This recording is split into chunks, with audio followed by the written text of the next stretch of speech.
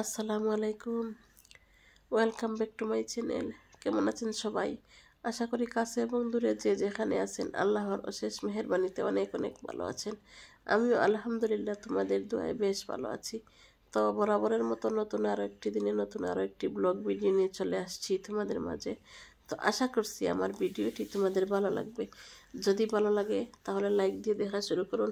তোমরা যারা আমার চ্যানেলে নতুন এখনও তোমরা আমাকে সাবস্ক্রাইব করে নাই, আমার চ্যানেলটিকে সাবস্ক্রাইব করে দাও এবং বেল বাটন অল চেপে রাখো যাতে তোমরা আমার পুনরায় ভিডিওটি পেতে পারো। আর যারা সাবস্ক্রাইব করেছেন তাদেরকে অসংখ্য অসংখ্য ধন্যবাদ। তো আজ আমি তোমাদেরকে হাঁসের মাংস রান্না করে দেখাবো। তো এইখানে আমি একটা হাঁসের মাংস নিয়েছি, একটা হাঁসের মাংস, দেশি হাঁস।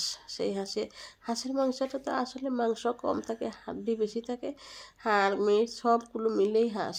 সেই জন্য এই মাংসটা আমার পরিষ্কার করার পর, আমার আগের ভিডিওতে এই মাংস পরিষ্কার করা কীভাবে হাঁস আমি পরিষ্কার করেছি সেটা ছিল, আর এখন আমি মাংস রান্না করে দেখাচ্ছি। তো এখানে আমি কড়াই নিয়েছি, চুলার মধ্যে কড়াই বসিয়ে দিয়েছি। কড়াইয়ের মধ্যে নিয়ে নিয়েছি আমি মশলা, আমার ফ্রিজে মশলা ছিল সেজন্য আমি মশলার মধ্যে লবণ দিয়ে দিয়েছি যাতে পানি ছিটে না ওঠে, কারণ মশলা থেকে অনেক পানি বের হবে। আর তেল দিয়ে দিলে তেল আর জল একসাথে মিলে অনেক ছিটে ওঠে, সেজন্য আমি আগে লবণ দিয়ে দিয়েছি। লবণ দিলে আর ছিটে উঠবে না, সেজন্য এখন আমি ভালো করে মশলাগুলো কষিয়ে নেব।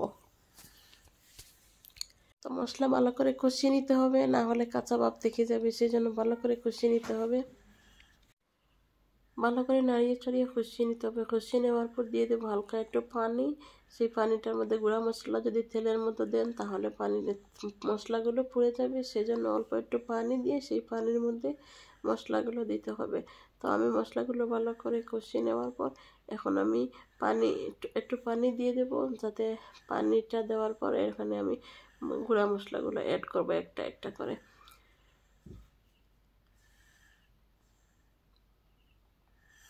তো আমি পানি দিয়ে দিলাম। এখন আমি গুঁড়া মশলাগুলো একটা একটা করে অ্যাড করে নেব। হলুদ গুঁড়া, মরিচ গুঁড়া, ধনিয়া গুঁড়া, জিরা গুঁড়া এবং গরম মশলাগুলো সবগুলো গুঁড়া আমি একটা একটা করে দিয়ে দেবো। লবণ তো দিয়েই দিয়েছি আমি, এখন একটা একটা করে মশলাগুলো দিয়ে দেবো।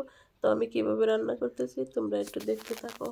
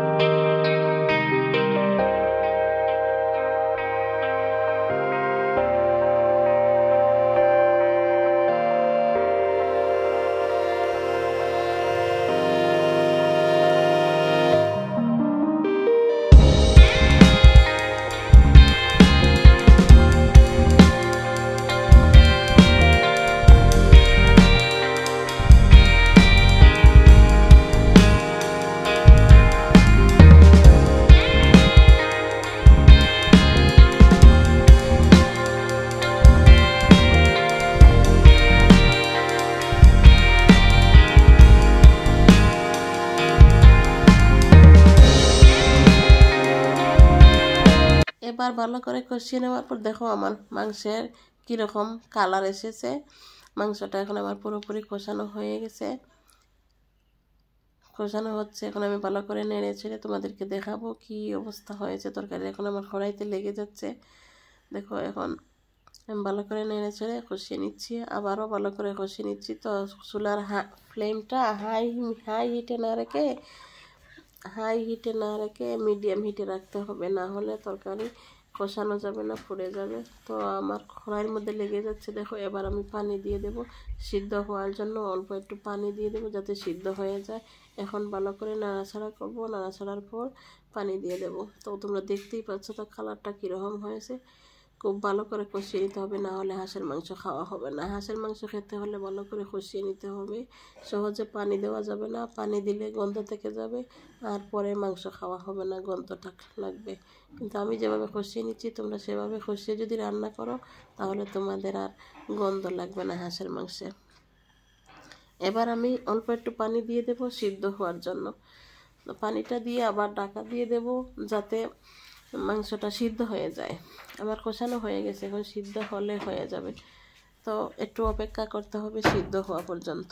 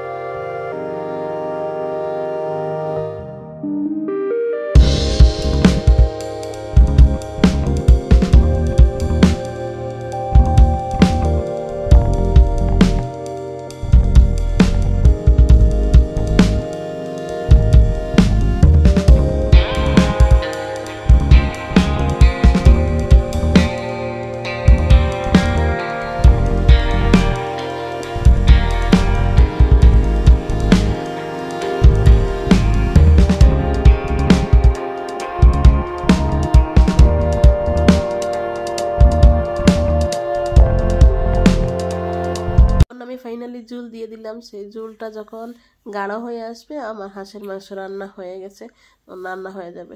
তো তোমরা তো অল্প সময়ের মধ্যে পেয়ে গেছো। মাংসটা রান্না করতে অনেক সময় লাগছে, অনেক সময় কষিয়ে রান্না করেছি। তো ভিডিওটা হচ্ছে আজ এ পর্যন্ত। দেখো আমার কালারটা কত সুন্দর হয়েছে তরকারির। এবার আমার তরকারিটা হয়ে গেছে। তো তোমরা আজ এ পর্যন্তই। তোমরা ভালো থাকো, সুস্থ থাকো। আল্লাহ হাফেজ। ভিডিওটা ফুল ওয়াচ করে দেখো। আল্লাহ হাফেজ।